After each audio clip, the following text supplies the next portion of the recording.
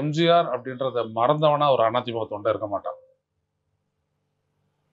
புரியுதுங்களா? அந்த மாதிரிதான் இந்த ஆண்டையும் அண்ணாவையும் கலைஞரையும் மறந்தவன் திமுக இருக்க மாட்டான். இவங்களுடைய பிழைப்புவாதம் அதெல்லாம் வேற கதை, விட்டு தர மாட்டாங்க.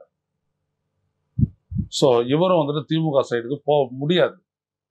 ஏன்னா எதிர் அரசியல் பண்ணியே இவங்க வந்துட்டு பழக்கப்பட்டு போனவங்க. அப்படிப்பட்ட ஒரு அடையாளத்தோட தான் அவங்க அரசியல் இன்னைக்கு பண்ண முடியும்.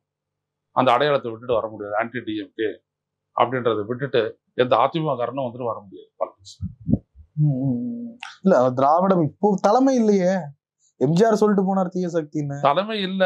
எம்ஜிஆர் சொல்லிட்டு போட்டோம், தலைமை இல்ல. அதனால என்ன பண்ண முடியும்? நீங்க வந்துட்டு அன்வர் ராஜா இல்ல. அதுக்குன்னு பிஜேபி ஏத்துக்க முடியாது இல்ல. முடியாதுங்க ஐயா, பிஜேபி ஏத்துக்க முடியாது. இப்ப பாருங்க, அன்வர் ராஜா போனார் அப்படின்னா, அன்வர் ராஜா வந்துட்டு அந்த தொகுதியில இருக்கக்கூடியவங்க ஓரளவுக்கு வெளியில செல்வாக்குள்ளவர். ஆனா ஓபிஎஸ் அப்படி இல்லையே. ஓபிஎஸ் முதலமைச்சரா இருந்தவர், ஜெயலலிதாவுக்கு நம்பர் 2 இருந்தவர். அவரை நீங்க அப்படியே ஒரு கிள்ளிக்கரை மாதிரி தூக்கி வெளில போட்டதுன்றதான் மிகப்பெரிய தப்பு எடப்பாடி செஞ்சது. அவருடைய நிலைநிறுத்திக்க பார்ப்பார்ல. எடப்பாடி நீங்க நிலைநிறுத்திக்க பாக்குறீங்க உங்களை நம்போது, அதே தான் அதிகம் அவர் செய்வார் ஓபிஎஸும். That is very important.